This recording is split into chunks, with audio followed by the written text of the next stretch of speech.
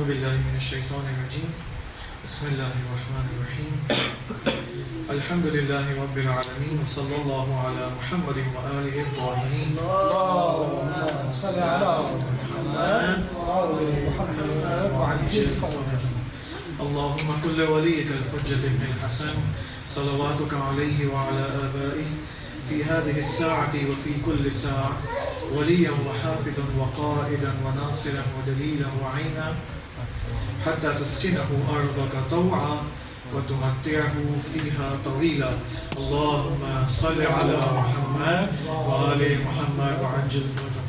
شاید تقریباً یہاں پر I guess more than 10 people ہیں اور صلوات شاید 2 بندے سے پڑھ رہے ہیں, تو ایک بلند آواز سے صلوات پڑھ رہے ہیں. اللهم صل على محمد وآل محمد وعجل فرجهم. اب اس سے پہلے کہ ہم اپنا ٹاپک شروع کریں اینڈ ریزیوم کریں, میں ایک حدیث خصوصاً ہمارے یوتھس کے لیے اور البتہ سب کے لیے ہے, سب کے لیے اپلیکیبل ہے, لیکن خصوصاً یوتھس کے لیے بہت ہی اپلیکیبل ہے. خدا انشاءاللہ ہمیں توفیق دے کہ ہم معارف اہل البیت پر عمل, خدا ہمیں توفیق عطا فرمائے کہ ان پر ہم عمل کر سکیں. کیونکہ اب میں آپ کے سامنے جو حدیث پیش کرنے والا ہوں, یہ جو حدیث, واٹ از حدیث؟ حدیث کا مطلب یہ ہوتا ہے کہ کلام معصوم, صحیح ہے. حدیث یعنی امام کا کلام, رسول خدا کا کلام. علماء یہاں پر یہ فرماتے ہیں کہ جب انسان حدیث پڑھتا ہے یا کوئی حدیث سنتا ہے تو در حقیقت وہ خود اس امام کے محضر میں, امام کے پریزنس میں ہوتا ہے جس کی وہ حدیث پڑھی جا رہی ہے, جس کی وہ حدیث نقل کی جا رہی ہے, کوٹ کی جا رہی ہے. اگر مثلا ہم امام باقر علیہ السلام کی حدیث بیان کریں تو در حقیقت ہم امام باقر کے محضر میں ہیں. اسی طرح جس طرح اس زمانے میں ایک انسان جاتا تھا امام باقر علیہ السلام کے پاس کوئی سوال کرنے کے لیے, کوئی رہنمائی, ہدایت لینے کے لیے, اور امام اس کی ہدایت کرتے, تو امام اور وہ شخص فزیکلی ایک دوسرے کے ساتھ موجود ہیں. علماء فرماتے ہیں حدیث در حقیقت اسی فزیکل پریزنس اینڈ محضر کا لو لیول اور چھوٹا سا مرتبہ ہے. لہٰذا اگر ہم مجالس اہل البیت میں آئے ہیں, ائمہ کے کلام کو یہاں پر پیش کر رہے ہیں, تو در حقیقت ہم اسی امام اور معصوم کی پریزنس اور محضر کے اندر ہے. لہٰذا چونکہ محضر میں ہے تو ہمیں اسی ادب کو بجا لانا چاہیے کہ جب انسان حرم جاتا ہے اس کیسے ادب انسان بجا لاتا ہے, وضو کر کے جاتا ہے, آہستہ آہستہ چلتا ہے, ذکر اور اذکار اور اوراد کو پڑھنے کے ساتھ ساتھ اس ذریعے مقدس کے نزدیک ہوتا, اسی ادب کے ساتھ ہم مجالس اہل البیت اور معارف اہل البیت کی محافل میں وارد ہوتے ہیں. اب یہاں پر ایک حدیث ہے, وہ حدیث یہ ہے, آپ دیکھیں اس کو غور سے سنیں.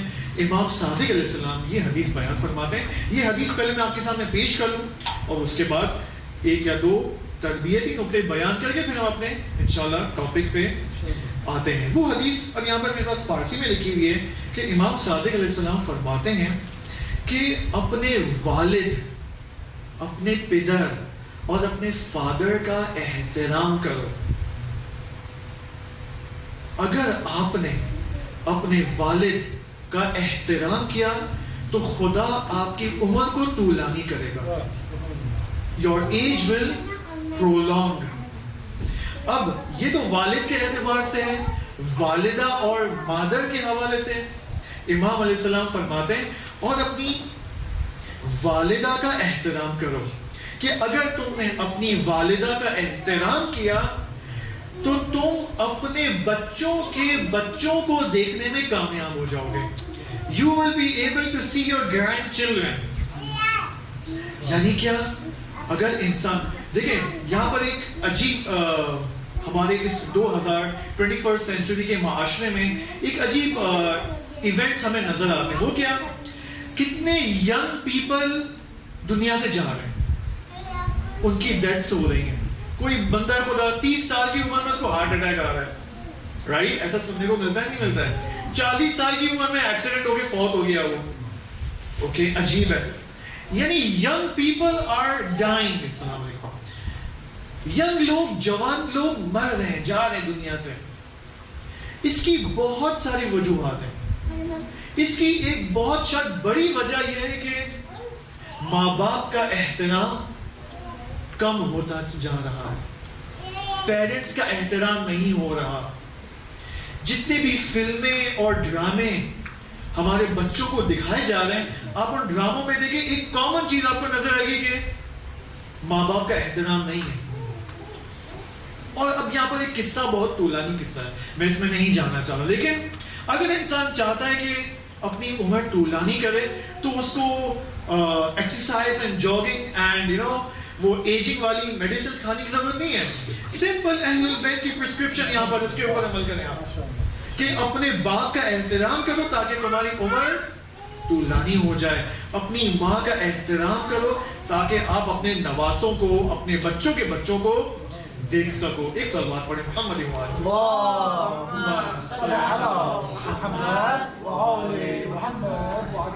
ایک بات میرے ذہن میں آئی اسی احترام کے حوالے سے، وہ یہ کہ اگر انسان اپنے ماں باپ کا احترام کرتا ہے تو ایک حدیث ہمیں ملتی ہے. رسول خدا صلی اللہ علیہ وسلم فرماتے ہیں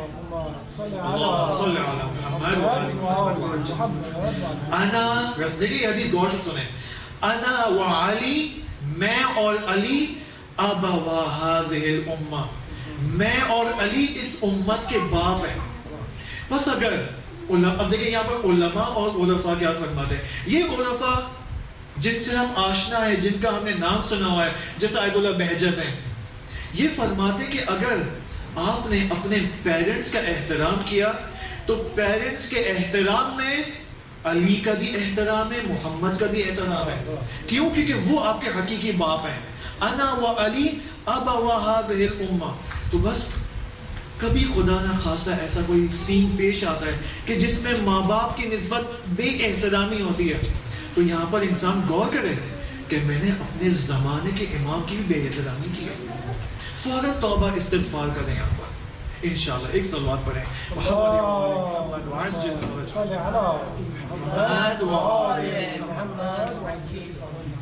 ہم امام سجاد علیہ السلام کے حوالے سے بات کر رہے تھے، اور اس سے پہلے کہ ہم اس ٹاپک میں ورود کریں، ہم اپنا سلام امام سجاد علیہ السلام کے محضر میں پیش کرنا چاہیں گے، اور اسی طرح ان سے اجازت لیں گے کہ ہم اس ڈسکشن میں جو خصوصاً ان سے متعلق ہے اور خصوصاً ان کے جد سے متعلق ہے، اس ڈسکشن میں وارد ہو سکیں.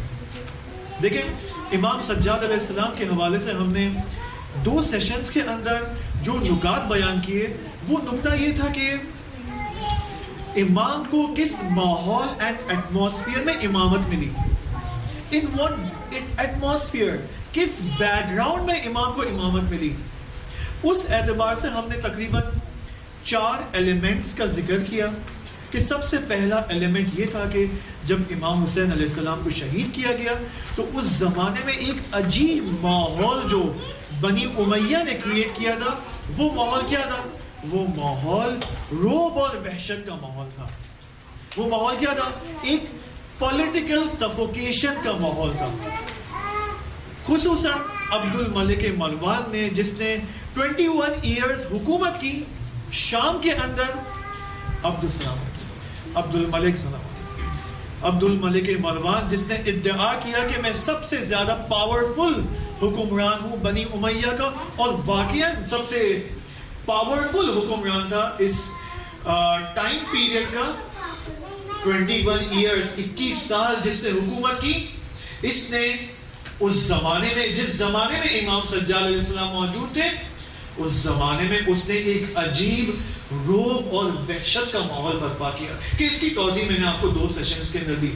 دوسرا ایلیمنٹ جو اس زمانے میں ہمیں ملتا ہے وہ ہے پولیٹیکل کرپشن. تیسرا ایلیمنٹ اقتصادی اعتبار سے جو کرپشن پایا جاتا ہے، خصوصاً اخلاقی اعتبار سے جو کرپشن اس زمانے میں پایا جاتا ہے. کہ لاسٹ سیشن میں ہم نے اخلاقی کرپشن جو کہ خصوصاً مکہ اور مدینہ کی سوسائٹی میں پایا جاتا ہے وہ ہم نے مشاہدہ کیا. میں نے لاسٹ ٹائم ایک بات یہ کہی تھی کہ ہم جب کربلا کے واقعے کے بارے میں ڈسکشن کرتے ہیں تو فوراً ذہن ہمارا کہاں جاتا ہے؟ کوفہ پہ جاتا ہے، لیکن ہم مدینہ اور مکہ کو اگنور کرتے ہیں. لہٰذا چونکہ اگنور کرتے ہیں لہٰذا ہمیں پتہ ہی نہیں ہے کہ مدینہ اور مکہ میں کیا ایٹماسفیئر پایا جاتا ہے. اور لاسٹ سیشن میں ہم نے دیکھا تھا کہ کس قدر مدینہ اور مکہ کے اندر اخلاقی کرپشن پایا جاتا ہے، ایک عجیب و غریب ماحول. دوسری طرف سے وہ حدیث امام صادق علیہ السلام کی یا امام باقر علیہ السلام کی کہ ارتد الناس الا الثلاثہ، حادثہ عاشورہ کے بعد 2 روایتیں ہمیں ملتی ہیں کہ یا 3 افراد خالص شیعہ امام سجاد علیہ السلام کے پاس موجود تھے، امام کے ساتھ، یا فقط 7 شیعہ، کہ ان کا نام روایتوں کے اندر تاریخی کتابوں میں آیا. یعنی امام سجاد علیہ السلام کے پاس فقط 3 یا 7 شیعہ موجود ہیں. ایک طرف سے مدینہ مکہ میں بد اخلاقی کا کرپشن پایا جاتا ہے، وہاں سے پولیٹیکل سفوکیشن، عبد الملک مروان، پولیٹیکل کرپشن، فسادی اکنامکل کرپشن، سب کچھ. اور امام کو یہاں پر اب اپنی امامت کا آغاز کرنا ہے. ایک اور چیز جو میں نے ڈسکس کی تھی وہ 4تھ ایلیمنٹ کے عنوان سے، وہ یہ کہ اس زمانے میں عقیدتی اینڈ فکری انحطاط اینڈ ڈکلائن پایا جاتا ہے.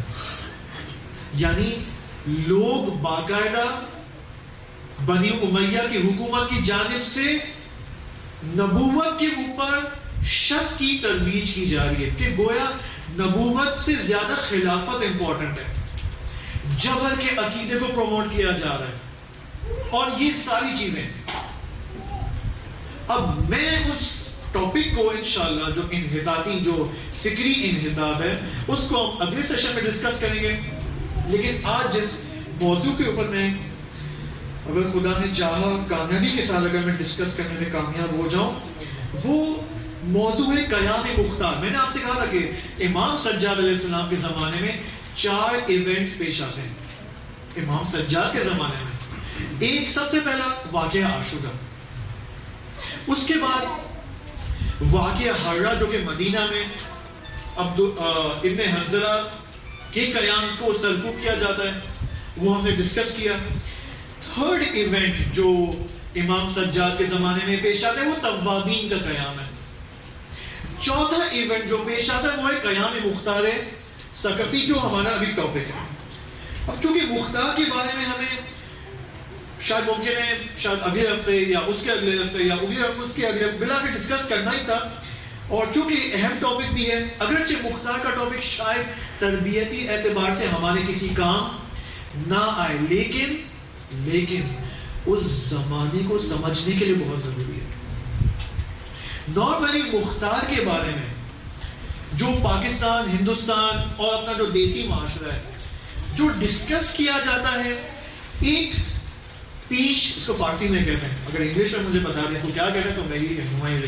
مختار کے بارے میں جو عموماً ڈسکشن کی جاتی ہے پاکستان اور اردو اسپیکنگ معاشرے میں، وہ ایک خاص پیش فرض کے ساتھ ڈسکس کیا جاتا ہے. اب پیش فرض کو کیا بولیں گے؟ google.com، اس کو آپ چیک کر سکتے ہیں، مجھے بھی بتا دیں بات ہے. یعنی اگر مثلا ایک طالب علم کو مختار کے بارے میں کچھ ڈسکس کرنا ہے تو اس کے ذہن میں پہلے سے کوئی بیس بنی ہوئی ہے، اس بیس کے اوپر اب وہ آتا ہے مختار کے واقعے کو انالیسس کرتا ہے. سمجھ میں کیا کہنا چاہ رہا ہوں؟ اس اعتبار سے پھر افراد ہوتی ہے، تفریق اور اعتدال. یعنی میں یہ کہنا چاہ رہا ہوں کہ ایک انسان آتا ہے، ایک محقق اینڈ ریسرچر آتا ہے، اپنا سلیقہ اس میں انوالو کرتا ہے. سمجھنے میں کیا کہنا چاہ رہا ہوں؟ اپنا مائنڈ سیٹ اس واقعے کو انالیسس کرنے میں انوالو کرتا ہے، جو کہ اس کا نتیجہ پھر یا مختار کی مذمت مکمل ہو جاتی ہے یا مختار کی 100% اس کی مد کی جاتی ہے. اعتدال یہاں پر ختم ہو جاتا ہے. میں آپ کے سامنے جیسا کہ میں نے گروپ پہ بھی کہا تھا کہ ہم یہاں پر یہ کریں گے آج کے سیشن میں کہ ہم دیکھنا چاہیں گے کہ علماء کیا کہتے ہیں. مثال کے طور پر آیت اللہ خوئی کا کیا نظریہ ہے یہاں پر مختار کے حوالے سے. اوکے، رہبر معظم آیت اللہ خامنہئی کا کیا نظریہ ہے، آیت اللہ بہجت کا کیا نظریہ ہے مختار کے بارے میں، اور اسی طرح علامہ امینی اور بعض علم رجال کے جو ماہرین ہیں. اور اس کے ساتھ ساتھ ہم یہ دیکھنا چاہیں گے کہ نہ فقط علماء کے نظریات بلکہ اس زمانے میں کیا ایٹماسفیئر تھا. جب تک میں اور آپ اس زمانے کے ایٹماسفیئر کو نہیں پہچانیں گے تب تک ہم شاید اس واقعے کی ڈیپتھ کے اندر نہیں پہنچ سکتے. میں یہاں پر یہ نہیں کہنا چاہ رہا ہوں کہ حتماً اس سیشن کے اینڈ میں ہم کوئی نتیجہ لیں گے کہ یا مختار صحیح ہے یا مختار غلط ہے. یہ نتیجہ نہیں لینا چاہ رہے, دیکھنا چاہ رہے کہ کیا ہو رہا ہے اس زمانے کے اندر.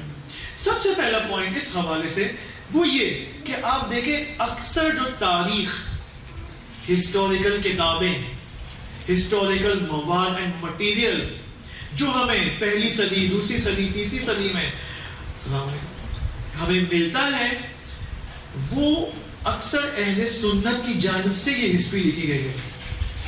کیونکہ اس زمانے میں کس کی حکومت تھی آپ کی نظر میں؟ کس کی حکومت تھی؟ اہل البیت کی تو حکومت نہیں تھی.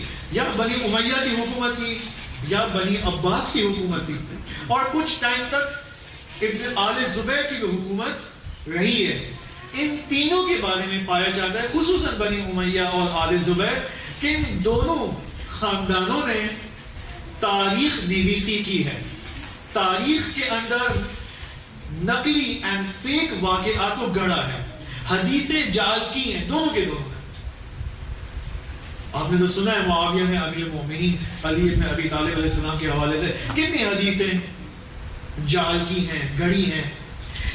سیم کام دوسری شخصیات کے ساتھ بھی ہوا ہے. امیر صرف فقط امیر المومنین کے خلاف یہ کام ہوا ہے, اور بھی اصحاب کے ساتھ یہ کام, یعنی امیر المومنین کے اصحاب کے ساتھ بھی یہ کام ہوا ہے جو مخلص صحابی ہیں امیر المومنین کے. یہ پہلا پوائنٹ. لہٰذا آپ دیکھیں مختار ثقفی کے بارے میں آپ کو دونوں قسم کی روایتیں ملتی ہیں.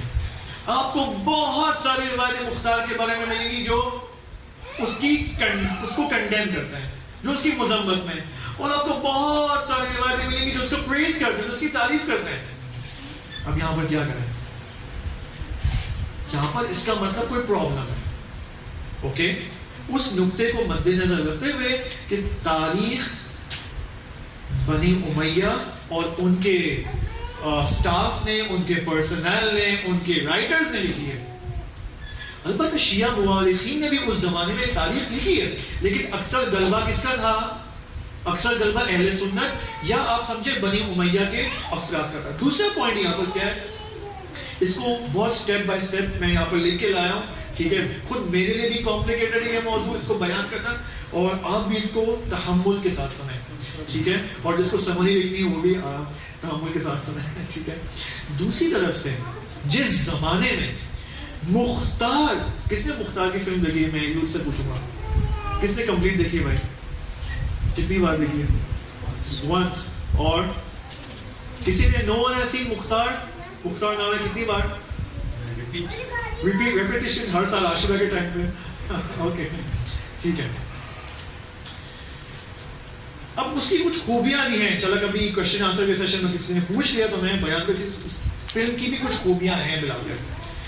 بلاخر کوفے کا جو معاشرہ ہے نا, بہت ہی اچھا انہوں نے تصویر کشی کی ہے اس کوفی معاشرے کی. بلاخر دوسرا نقطہ یہاں پر کیا ہے مختار کے حوالے سے, کہ جس زمانے میں مختار کا کردار اینڈ کیریکٹر ہمیں بہت ہی نمایاں نظر آتا ہے کہ ہر جگہ مختار ہی مختار ہے, وہ کون سا زمانہ ہے؟ وہ واقعہ عاشورہ کے بعد نظر آتا ہے ہمیں. اوکے, یہ ایک بات. یعنی کس زمانے میں؟ وہ زمانہ جس میں امام سجاد علیہ السلام کی امامت ہے, اس زمانے میں ہمیں مختار کا کردار بہت ہی نمایاں نظر آتا ہے. اور امام کہاں پر ہے؟ ویئر از امام؟ امام مدینہ کے اندر ہے. مدینہ کا وہ ماحول جو میں نے آپ کو بتایا تھا لاسٹ 2 سیشنز میں کہ امام کو محاصرہ کیا ہوا ہے, رفت و آمد سخت ہے. امام آج کی طرح نہیں کہ آج کا لیکچر ہو رہا ہے 7 بجے, امام کا بھی آج لیکچر پہلے سے اناؤنسڈ ہے, ایسا کوئی ماحول نہیں ہے. اوکے, امام فلی محدود ہے بنی امیہ کی جانب سے, رفت و آمد بہت کم ہے امام کے گھر کے اندر.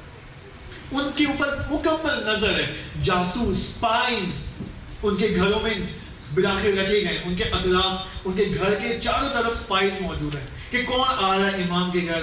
امام اگر مثلا مسجد جا رہے ہیں، مسجد نبوی، تو کس سے ملاقات، ہر چیز امام کی نظر میں ہے. یہ ایک بات. جب زمانہ ایسا ہے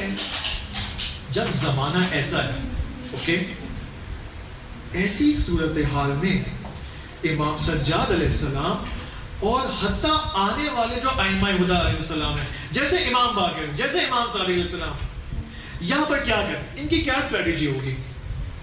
وہ اسٹریٹجی جو ہمارے علماء نے تاریخ میں ڈیپ ڈائیونگ کے بعد اس کو نکالا ہے، استخراج کیا، ڈیرائیو کیا ہے، دیکھا اوکے یہ ہے اسٹریٹجی امام سجاد کی دین کو پھیلانے کے لیے.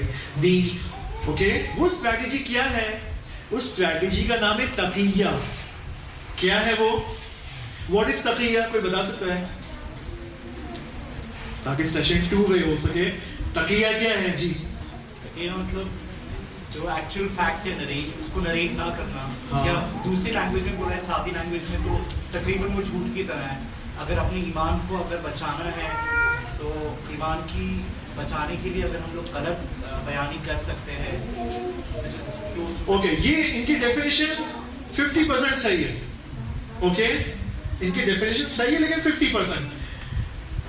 جو علماء ہمارے تقیہ کو ڈیفائن کرتے ہیں، جو کہ مکمل ہے اسی کا، وہ یہ ہے کہ تقیہ یعنی آپ فرض کریں کہ اگر ایک عمل آپ کو انجام دینا ہے، آپ فرض کریں اس وقت آپ سب اپنے آپ میں آپ کا فرض کریں اس گھر میں بیٹھے ہوئے، السلام علیکم، اس گھر میں بیٹھے ہوئے ہیں اور دشمنوں کی نظر آپ کے اوپر ہے 24 گھنٹے. دشمنوں کو پتا ہے کہ آپ کس سے بات کر رہے ہیں، کس سے ملاقات کر رہے ہیں، آپ کیا سوچ رہے ہیں. ٹھیک ہے، مثال کے طور یہ جو بھائی آپ کے ساتھ بیٹھے وہ مثلا دشمن کا جاسوس ہے، آپ کو نہیں پتا ہے. ٹھیک ہے، یہ ماحول ہے. اب تقیہ کیا ہے؟ اچھا، امام سجاد کو بھی پتا ہے، امام سجاد کو تو معلوم ہے کہ دشمن میرے اوپر جاسوسی کر رہے ہیں.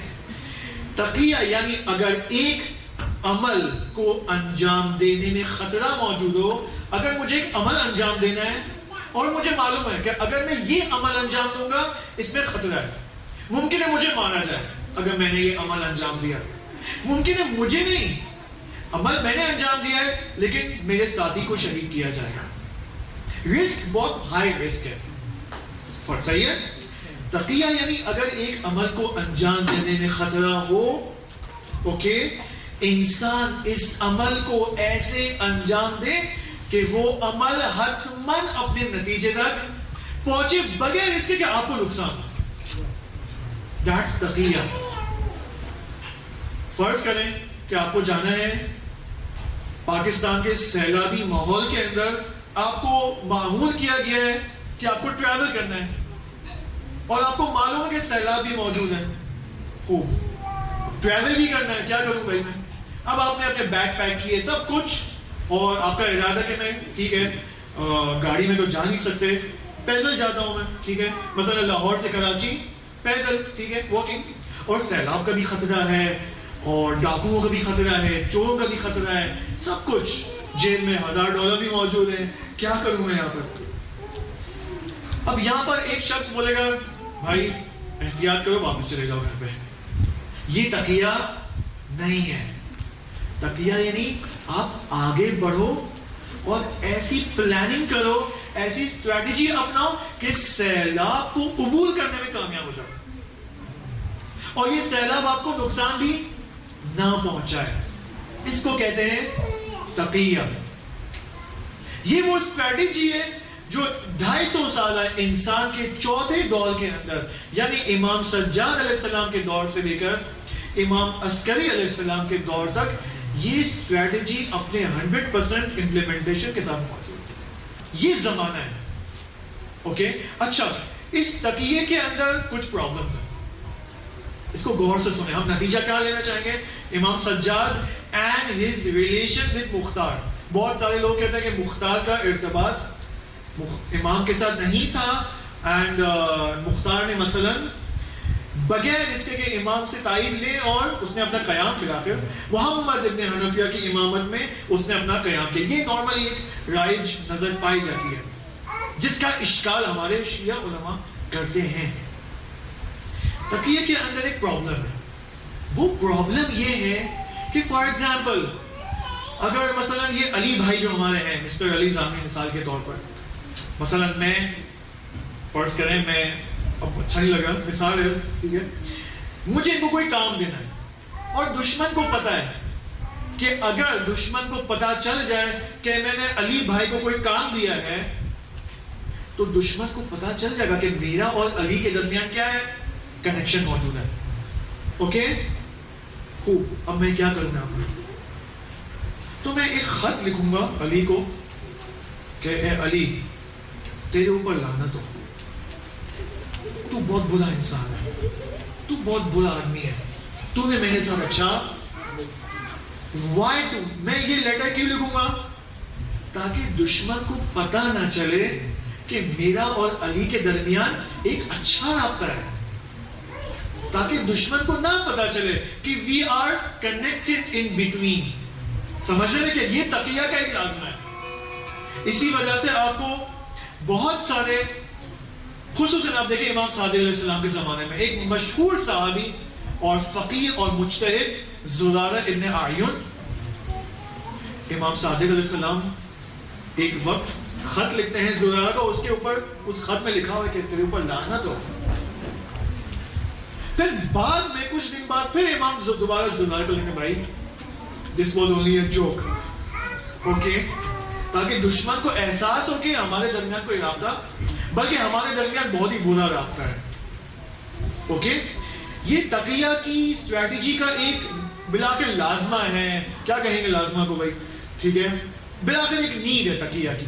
تقیہ میں یہ سارے کام کرنے پڑتے ہیں اور ہمارے ائمہ نے یہ کام کیا ہے. یہ ایک بات. امام سجاد علیہ السلام کے دو ہدف تھے, ایک long term goal and short term goal. Long term goal ایسا لانگ ٹرم گول ہے جو تمام ائمہ کے ساتھ کامن اینڈ مشترک ہے. یہ سارے گولز سارے ائمہ کے بھی تھے اور امام سجاد کے بھی تھے. وہ لانگ ٹرم گول کیا تھا کہ مکتب تشیع کو دوبارہ زندہ کرنا. اوکے, اصول دین کو دوبارہ زندہ بنا, خصوصاً وہ محوری نقطہ جو کہ اصول دین کے اندر ہے, جو کہ امامت ہے, اس کو دوبارہ کرنا, زندہ کرنا لوگوں کے ذہنوں کے اندر. کیوں؟ کیونکہ میں نے کہا نا, بنی امیہ نے ایک ایسی اسٹریٹجی اپنائی کہ اب لوگ یہ سوچ رہے کہ خلافت شاید زیادہ امپورٹنٹ ہے نبوت سے. حتیٰ بنی امیہ کے اس زمانے کے اشعار اینڈ پوئٹریز کو آپ اٹھا کے دیکھیں, ان پوئٹریز کے اندر کیا لکھا ہوا ہے, خلیفۃ اللہ, جبکہ کیا ہونا چاہیے, خلیفۃ رسول اللہ ہونا چاہیے. لیکن ان کی پوئٹریز, ان کے اشعار کے اندر خلیفہ خدا, خلیفۃ اللہ. اوکے, سمجھیں میں کیا کہنا چاہ رہا ہوں, یعنی امامت اور نبوت کو بالکل ہی حذف, ڈیلیٹ لوگوں کے ذہنوں سے, اور اس میں وہ کامیاب بھی ہوئے. اسی وجہ سے اس زمانے کے لوگ امام سجاد علیہ السلام کو زیادہ پسند نہیں کرتے تھے. مدینہ کے اندر, میں نے لاسٹ سیشن میں بھی یہ قصہ سنایا تھا, اگر ایک شاعر کی ڈیتھ ہوتی تو اس کے اوپر عزاداری مناتے. ایک شاعر کی موت کے اوپر, امام سجاد موجود ہے مدینہ میں, وہ ایسا شاعر جس کی شاعری بہت ہی پلید, انسینسرڈ شاعری, اس کی موت کے اوپر مدینہ کے لوگ ماتم کر رہے ہیں. یہ اس زمانے کا ماحول تھا. یہ اب امام سجاد علیہ السلام کی اس اسٹریٹجی, بلند مدت لانگ ٹرم اسٹریٹجی کے اندر کیا ہے کہ مکتب تشیع کو دوبارہ زندہ کرنا. ایک اور لانگ ٹرم ہدف, پھر میں اس شارٹ ٹرم پہ آؤں گا, وہ یہ کہ امام سجاد یہ چاہ رہے ہیں کہ ایک نیٹ ورک آف شیعاز کو تشکیل دیں, شیعوں کے ایک عظیم نیٹ ورک کو تشکیل دیں, کہ یہ نیٹ ورک نہ فقط مدینہ, نہ فقط مکہ, بلکہ کوفہ, بغداد, سمرقند, ایران, سندھ, ہر جگہ یہ نیٹ ورک پھیل جائے. اس نیٹ ورک کو بنانا کوئی آسان کام ہے, وہ بھی اس زمانے میں. ہم تو ابھی موبائل کے زمانے میں اپنا نیٹ ورک نہیں بنا پاتے, بلکہ آپ خود شیعوں کے اندر دیکھیں ہزاروں نیٹ ورک موجود ہیں. اوکے, یعنی شیعوں کا ایک نیٹ ورک آج کے ٹیکنالوجیکل زمانے میں موجود نہیں ہے. اب وہاں کو اس زمانے میں ٹیکنالوجی بھی نہیں تھی, اور امام کو ون نیٹ ورک بنانا ہے بیسڈ آن وچ محور, کس محور پر, کس سینٹرل پوائنٹ پر وہ نیٹ ورک ہونا چاہیے, امام. اس نیٹ ورک کا سینٹرل پوائنٹ کون ہوگا, امام سجاد علیہ السلام, اس کے بعد امام باقر, پھر امام صادق, پھر امام عسکری علیہ السلام.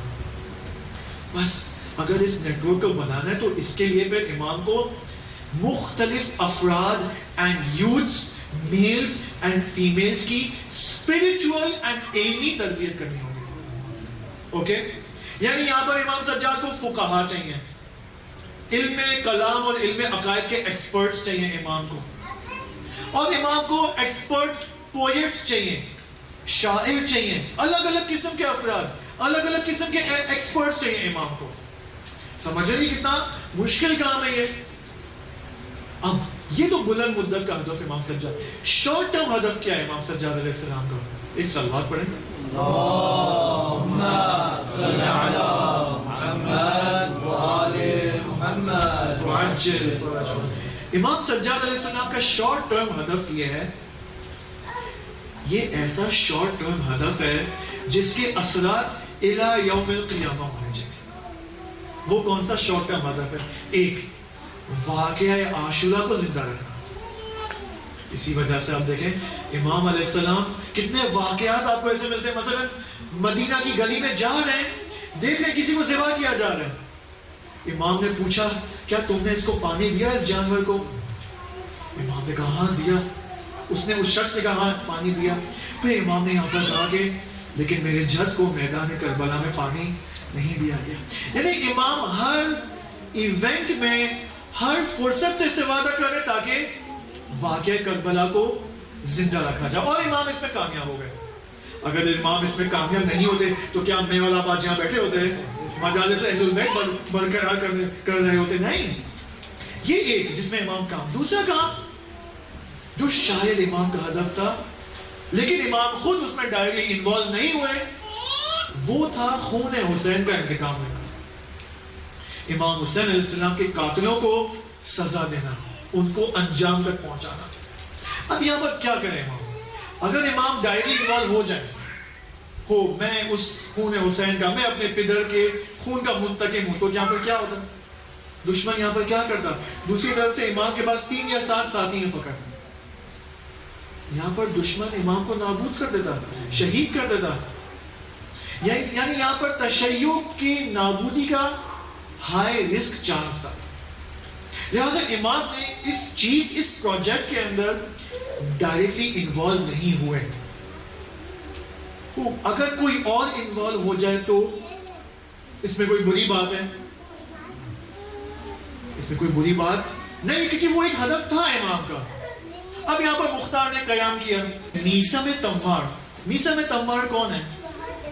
میثم تمار رحمت اللہ علیہ ان کمپینینز میں سے ہیں جس کو کہا جاتا ہے اصحاب سر, سیکریٹ اصحاب آف امیر المومنین.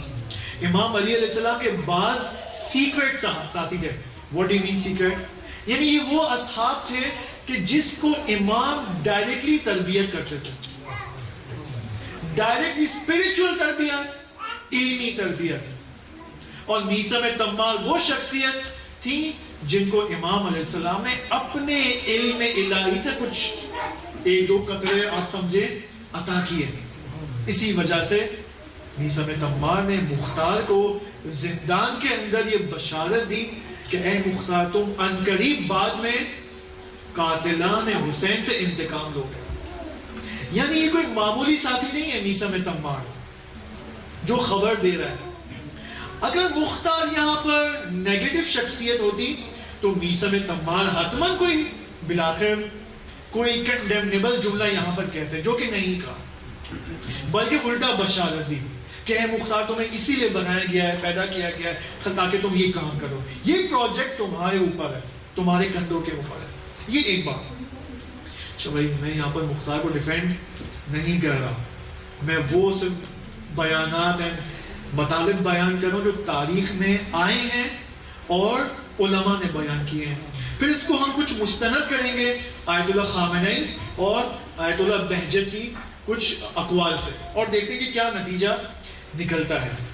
اب یہ امامت کے اہداف ہیں، long term and short term. اسی اعتبار سے آپ دیکھیں تاریخ میں ہمیں امام سجاد علیہ السلام اور مختار ثقفی کے درمیان کوئی خاص رابطہ نظر نہیں آتا. اس کی ایک وجہ خود تقیہ ہے اور دوسری وجہ خود امام کا وہ لانگ ٹرم ہدف ہے. وہ لانگ ٹرم ہدف کیا تھا؟ اینی ون ریمائنڈ می. وہ لانگ ٹرم ہدف جی نیٹ ورک بنانا. وہ نیٹ ورک بنانے نیٹ ورک بن گیا تو کیا ہوگا؟ یعنی امام کا ہدف یہ تھا کہ دوبارہ اسلامی حکومت اینڈ اسلامک سیولائزیشن دوبارہ تشکیل پائے. یہ اصل ہدف تھا. وہ نیٹ ورک اس لیے تھا. ٹھیک ہے.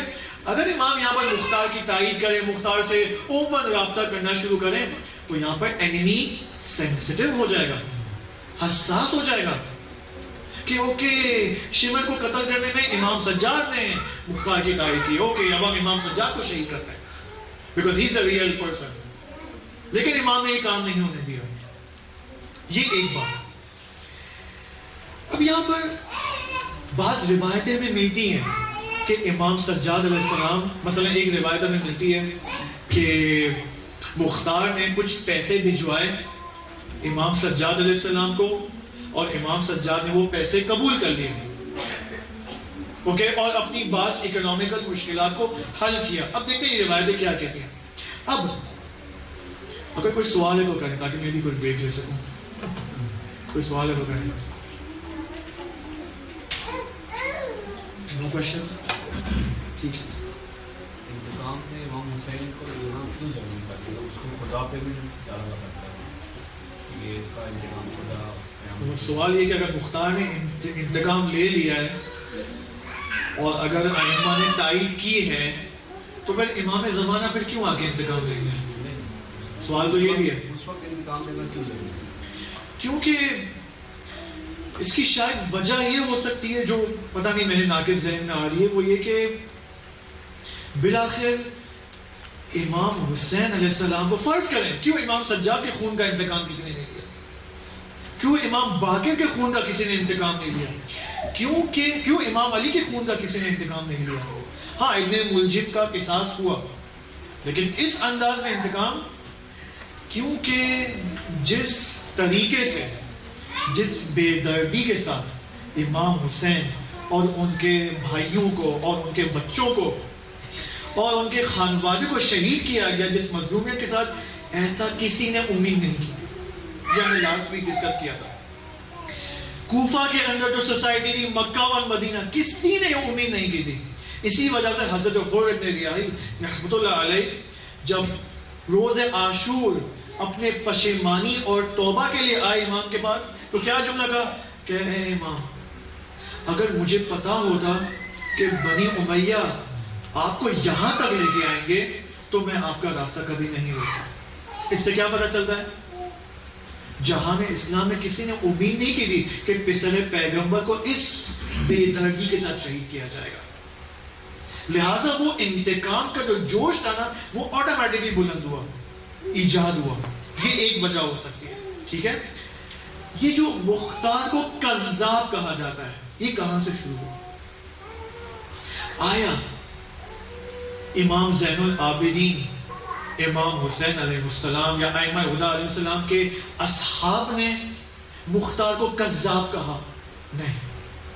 مختار کو کذاب سب سے پہلا شخص اور پہلی مرتبہ جس نے مختار کو کذاب کہا، یہ وہ موقع تھا کہ جب مختار نے شام کی جانب اپنا لشکر بھیجا. ابراہیم ابن مالک اشتر کی فرماندہی میں جب مختار اور شامی لشکر کے درمیان دونوں آپس میں روبرو سامنے آئے تو یہاں پر ایک شامی لشکر کا سپاہی کہ جس کا نام ابن زبعان کلبی ہے، اس نے پہلی مرتبہ تاریخ میں مختار کو کذاب کا لقب دیا.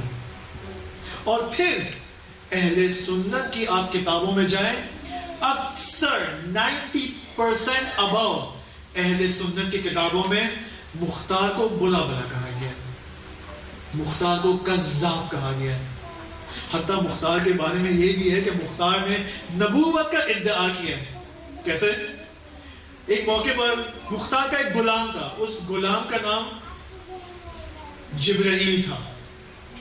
اس غلام کا نام کیا تھا؟ جبرائیل. تو ایک دن مختار بیٹھا ہوا تھا شاید اپنے کمرے میں یا اپنی دارالحکومت کے اندر, تو اس نے کہا کہ جبرائیل میرے لیے مثلا پانی کا گلاس لے کے آؤ. تو یہاں پر اہل سنت نے دیکھو بھائی مختار تو ہم نبوت کا بھی ادعا کر رہا ہے, مختار کیا کہہ رہا ہے؟ جبرائیل پانی لے کے آؤ میرے لیے. یعنی مختار کا گویا مختار وحی کا ادعا کر رہا ہے.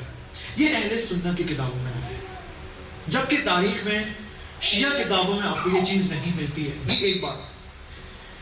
اب علماء کی اگر بات کریں, علماء, اگر میں نے یہاں پر علماء, 4 علماء کا نام لکھا. ایک آیت اللہ خوئی رحمۃ اللہ علیہ, اور 2 علامہ امینی رحمۃ اللہ علیہ, 3 آیت اللہ بہجت, اور 4 آیت اللہ خامنئی.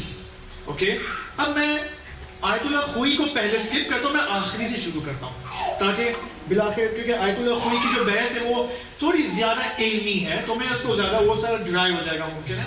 تو میں یہاں پر شروع کرتا ہوں آیت اللہ خامنئی کی بحث سے, کہ آیت اللہ خامنئی کے بیانات سے کتاب جو جمع ہوئی ہے, حماسہ امام سجاد علیہ السلام, اس کے اندر جو کہ صفحہ نمبر ہے, آپ اگر لیں اس کو باہر ہے, مثلا 189, صفحہ نمبر 189 کے اندر مثلا آیت اللہ خامنئی کہتے ہیں کہ مختار جو تعبیر استعمال کرتے ہیں وہ ہے شہادت, یعنی مختار شہید ہوئے, اسلام کے شہداء میں سے ہیں. یہ ایک تعبیر. ایک تعبیر کے اندر آیت اللہ خامنئی کے, دیکھیں میں صرف نقل قول کر رہا ہوں, میں اپنا کوئی بیان نہیں کر رہا ہوں یہاں پر.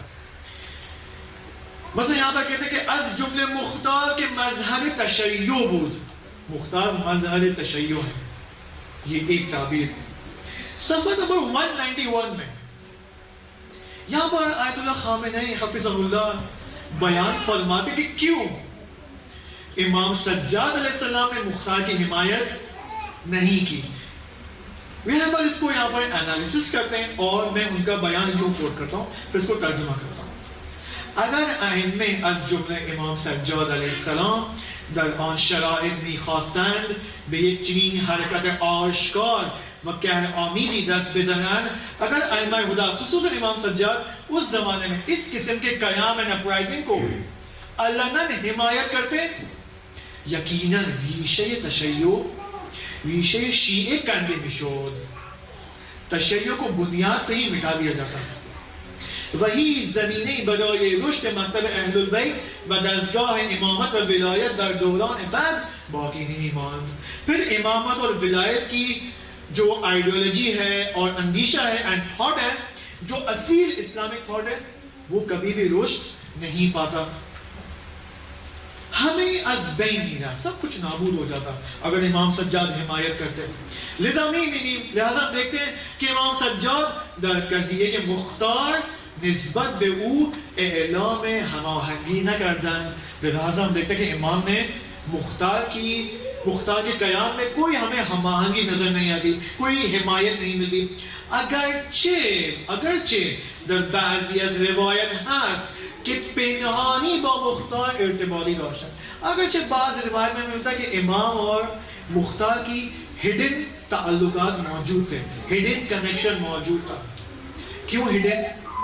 تقیہ کی وجہ سے. اما در این کے آشکارا با مختار رابطه ای نداشتن شکی نیست. حتی بعض روایت میں یہ سنا گیا ہے کہ امام سجاد پہ مختار بدگوئی نہیں کنن.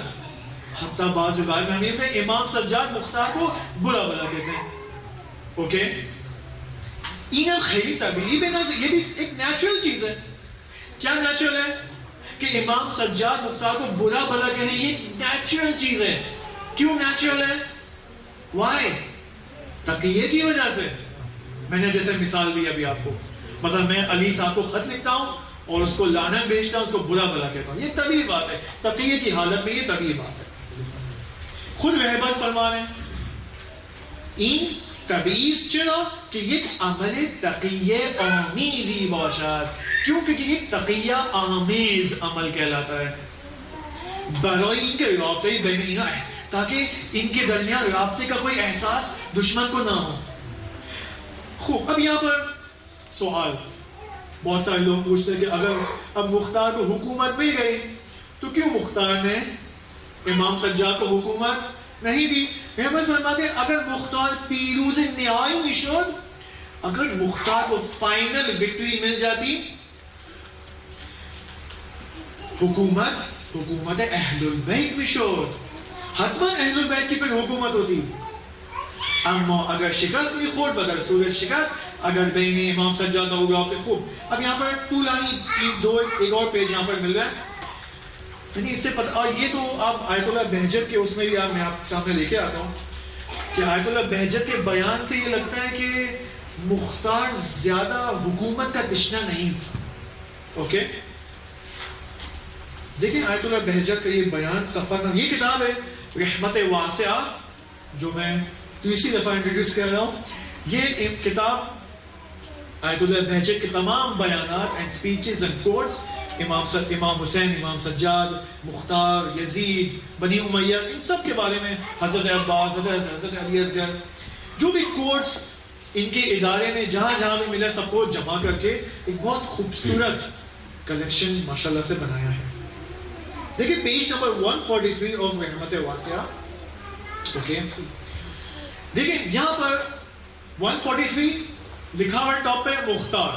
اوکے، کہتے ہیں کہ مختار کی شان میں یہی کافی ہے. در شأن مختار. آیت اللہ بہجت کون ہے؟ ہم جو آیت اللہ بہجت کے بارے میں جانتے ہیں وہ کیا ہے کہ ایک معنوی شخصیت اور ایک عارف کامل، اس میں کوئی شک نہیں ہے. اگر آپ علماء کو پوچھیں کہ آیت اللہ بہجت کون ہے تو علماء کیا فرماتے ہیں؟ مجتہدین کہ وہ فرماتے ہیں کہ آیت اللہ بہجت فقیہ ہے، عارف. سب سے پہلے مجتہد تھے، وہ اجتہاد کے درجے پہ پہنچے ہوئے تھے. در سے خارج دیا ہے انہوں نے کئی سال. تاریخ پر بھی ان کی نظر ہے. یہ پوری کتاب تاریخ امام حسین کے حوالے سے. اوکے، در شأن مختار همین کفایت میکنند که قاتل دشمنان اہل البیت و قتل سید الشہداء بود. مختار کی شان میں اگر اور کوئی کوالٹی نہیں ہے نا تو یہی کوالٹی کافی ہے کہ وہ اس نے کیا کیا کہ اس نے دشمنان اہل البیت کو ان کے سر انجام تک پہنچایا. یہی کافی ہے. بے شک جتنی بھی اس نے غلطیاں کی ہو، لیکن چونکہ اس نے یہ خوبی کی، یہ اس کی خوبی اس کی شان کے لیے کافی ہے. نقلاس، اب یہ نقل فرماتے ہیں عبداللہ بہجت کہ مختار نے کہا فلانی را کشتم تو این کے وقتی آخرین نفر کشت گفت راحت شدم. مختار نے کہا کہ میں نے فلاں کو بھی قتل کیا، فلاں سے بھی انتقام لیا، اور جب اس آخری نفر کو قتل کیا، امام کے قاتل کو، تو مختار نے کہا اب میں راحت ہو گیا ہوں، اب میں سکون کی سانس لے سکتا ہوں. کیا مطلب دیکھتے ہیں عبداللہ بہجت اس کے بارے میں کیا فرماتے ہیں. پھر عبداللہ بہجت فرماتے ہیں کہ مختار کی حکومت یا اس کی موومنٹ فقط 9 مہینے کی تھی، تقریباً 9 مہینے کی اس کی موومنٹ بھی. لکھا گیا تاریخی کتابوں میں کہ ہنگامی کے آخری نفر آنها را کہ محمد اشعث یا شمر لعین بود، جب مختار نے محمد ابن اشعث یا شمر کو قتل کیا، گفت، دیکھیں یہ جملہ، اس سے مجھے یوں محسوس ہوتا ہے، یہ جملہ دیکھیں کہ جب شمر کو قتل کیا فرمایا الان اگر بمیرم دیگر باقی نیست، اب اگر میں مر گیا تو اب مجھے کوئی افسوس نہیں ہے. وقتی بنہایت مقصود شرعی، اور جب مختار کامیاب ہو گیا، تمام قاتلین امام حسین کو قتل کیا، دیگر اگر بیویم غصے ہی نہ دارم، اب اگر میں مر جاؤں تو مجھے کوئی غصہ اور ناراضگی نہیں ہے. اوکے، پھر یہاں پر فرمایا کہ مختار در کوفے و در کنار ملکت حضرت مسلم ابن عقیل مدفون است، کہ مختار حضرت مسلم کی قبر کے ساتھ ان کو دفن کیا گیا ہے، اور وہاں پر اس کے مدفن پر لکھا گیا ہے، کیا لکھا گیا ہے؟ یہ عبارت اس کی قبر پہ لکھی گئی ہے کہ اینجا محلی است، یہ وہ جگہ ہے کہ شیخ جعفر رحمت اللہ علیہ برائے مختار فاتحہ می‌خواند. یہ وہ جگہ جہاں پر شیخ جعفر کاشف الغطا مختار کے لیے فاتحہ پڑھا کرتے تھے. شیخ جعفر فاتح کاشف الغطا خود ایک مجتہد شخصیت ہے. یہ آیت اللہ بہجت کے حوالے سے میں نے آپ کے سامنے یہ نقل پیش کیا. ایک اور اگر نقل مجھے مل جائے بال, یہ دیکھیں سنیوں کے بال. میں نے کہا نا سنیوں نے کیا برا بلا کہا. آیت اللہ بہجت کی زبانی سنتے ہیں تاکہ کوئی مجھے نہ بولے کہ آپ نے کہا. آیت اللہ بہجت فرماتے ہیں پیج نمبر 141, فرماتے ہیں کہ قبل ازین در زندان کوفه میثم تمار میثم به مختار گفت تو قاتلان سید الشهدا میکشی. میثم نے مختار کو کہا زندان کوفہ میں کہ تو ہے جو قاتلان امام حسین کو قتل کرے گا. پھر آیت اللہ بہجت فرماتے ہیں سنی ہاں اہل سنت خیلی با مختار بد هستند. اہل سنت مختار کے ساتھ بہت برے ہیں, بہت برا بلا کر ہے. بے خاطر ان کے می گفتن کذاب است. اہل سنت کہتے تھے مختار کذاب ہے. چون محمد ابن حنفی و زینب کبری و پورا وکیل و رئیس نکردن و این خودش ادعا میکنن کہ من مقاصد خوب اسم شد کذاب. پھر فرماتے کہ مختار کا ایک خادم تھا جس کا نام جبرائیل تھا. جب اس کو صدا دیتے تھے تو یہ لوگ کہتے ہیں یہ تو ادعائے نبوت کر رہا ہے. ٹھیک ہے, لیکن آیت اللہ بہجت آخر میں کہتے ہیں مختار فصاحت اور بلاغت بعد از معصومین. یہ آیت اللہ بہجت کہتے ہیں معصومین کے بعد فصاحت اور بلاغت میں مختار نمبر 1 تھا. اول بوده از در فصاحت و بلاغت. یک نماز عجیبی میخواند و مسلسل خطبه میخواند. ایک عجیب نماز تھی مختار کی اور مسلسل خطبہ دیتا تھا کہ ہمیں یہ عباراتش صحیح و عالی و عجیب و غریب ہوتا. یعنی یہ جو مختار اگر 2-3 گھنٹے کا خطبہ دیتا تھا تو فصاحت اور بلاغت کے اعتبار سے اس خطبے میں کوئی غلطی نہیں ہوا کرتی تھی. عربک گرامر کے اعتبار سے کوئی پرابلم نہیں تھی اس خطبے کے اندر. اس قدر فصاحت اور بلاغت کے اندر اپنی اوج پہ پائی جاتی. یہ ہمیں بہجت کے حوالے سے میں نے آپ کے سامنے یہ بات کی. اب میں اس کو زیادہ طولانی نہیں کرتا ہوں. ٹھیک ہے, اس کو ہم انشاءاللہ پارٹ 2 کے طور پر اگلے سیشن میں ہم یہ دیکھیں گے کہ علامہ امینی رحمۃ اللہ علیہ. کون علامہ امینی؟ جنہوں نے وہ کتاب معروف لکھی جس کا نام الغدیر تھا, جو کہ اہل سنت کے مقابلے میں ایک ٹھوس اینڈ اسٹرانگ جواب تھا ولایت امام علی علیہ السلام. ان کا بیان انشاءاللہ بعد میں دیکھیں گے اگلے سیشن میں. اور اسی طرح آیت اللہ خوئی اور اسی طرح آیت اللہ نجم الدین طبسی حافظہ اللہ جو اس وقت زندہ ہیں, ان کا بھی بیان میں آپ کے سامنے پیش کروں گا. صلوات پڑھیں محمد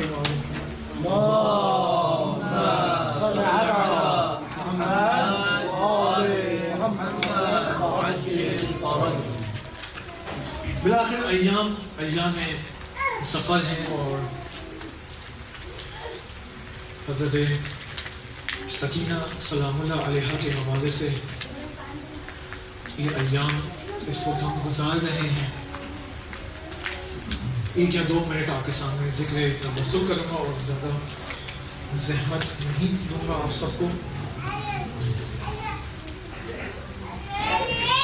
جیسا میں نے کہا کہ ایام سفر ہے اور لوگ اس وقت تیاری کر رہے ہیں کہ 40 کے ایام میں کربلا معلیٰ میں اپنا حضور یقینی بنا سکیں. خدا سب کو توفیق دے کہ کربلا حاضر ہو سکیں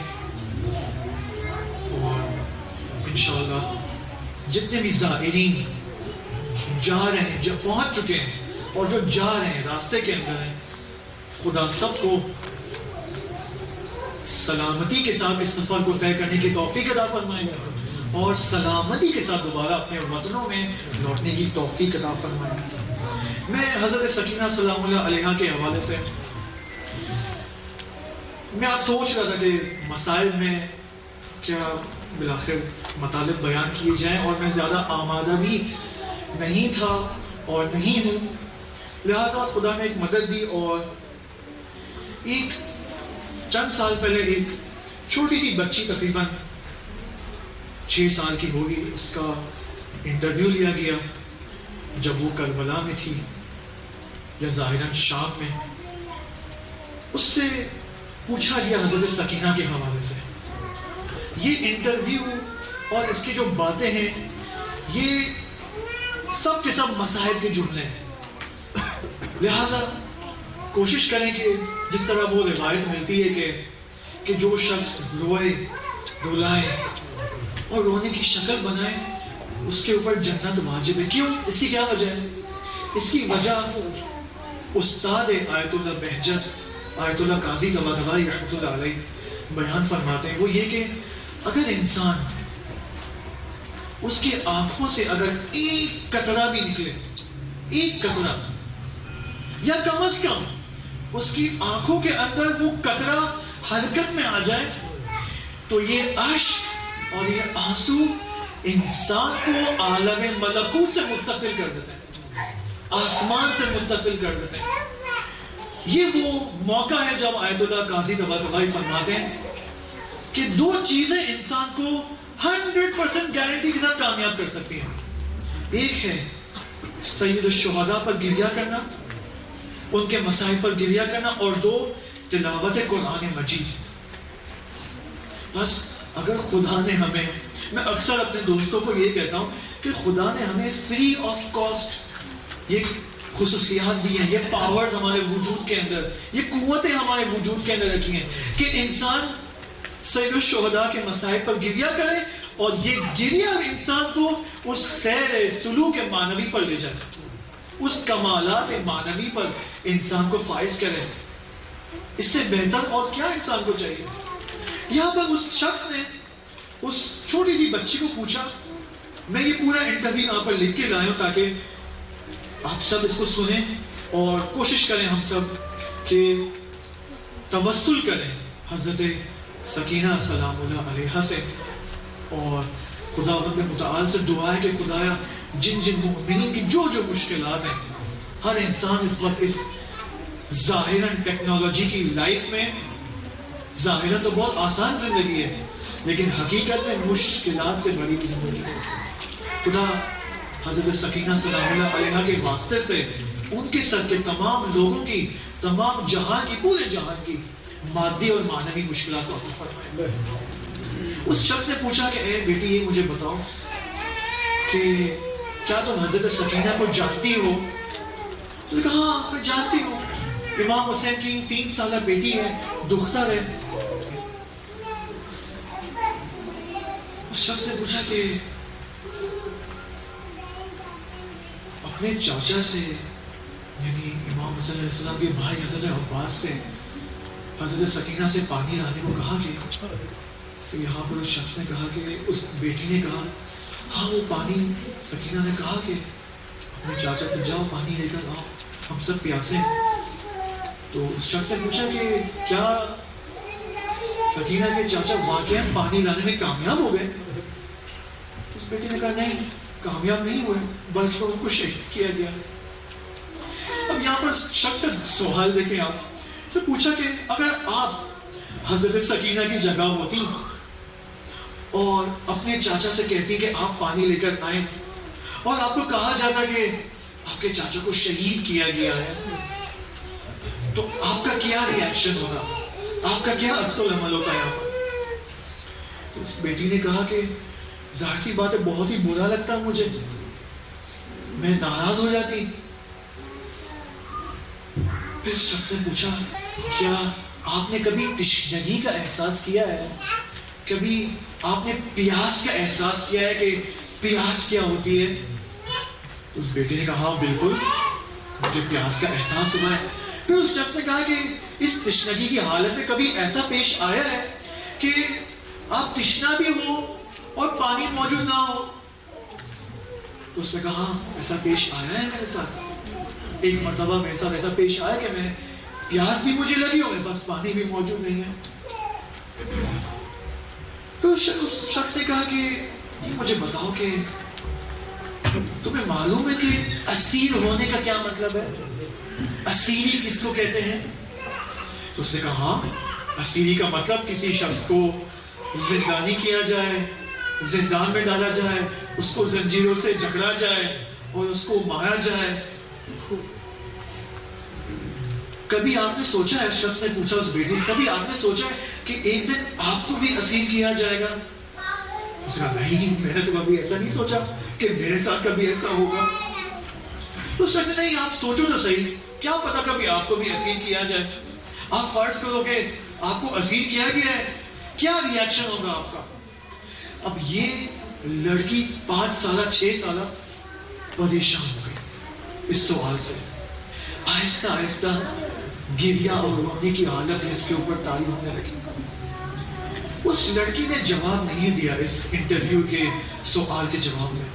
پھر اس نے کہا کہ نہیں, فرض کرو کہ آپ فرض کریں 50 آدمی ہیں اور آپ کو زندان میں ڈال رہے ہیں, آپ کو اسیر اور آپ کو پھرا رہے ہیں اس بازار میں اس بازار میں, تو آپ کا کیا ری ایکشن ہوگا, کس کو کہو گے آپ. سوال اس کا یہ ہے کہ وہ کون شخصیت ہے کہ آپ اس کو شکایت کرو گی.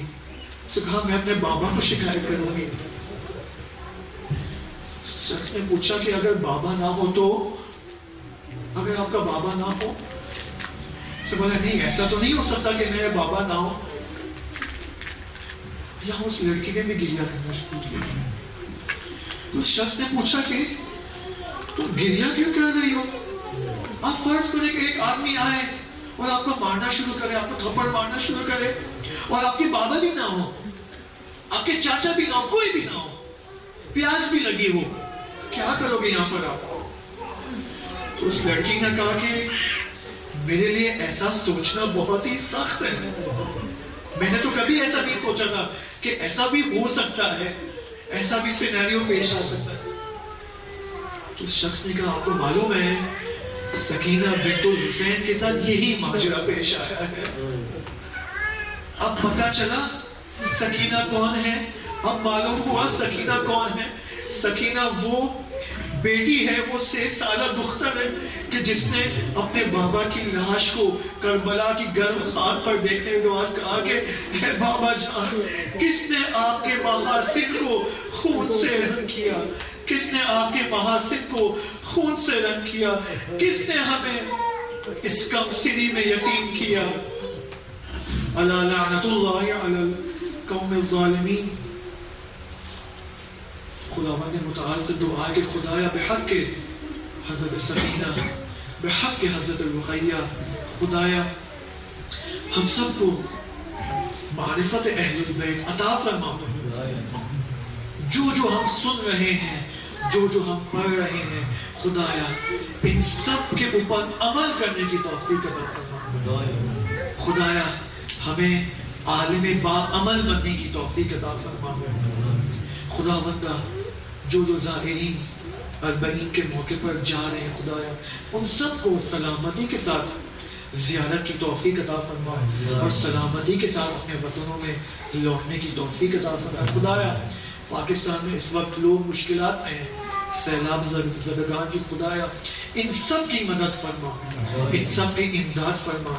خدایا اللہم اجعل عواقب امورنا خیرا. السلام علیکم ورحمۃ اللہ وبرکاتہ.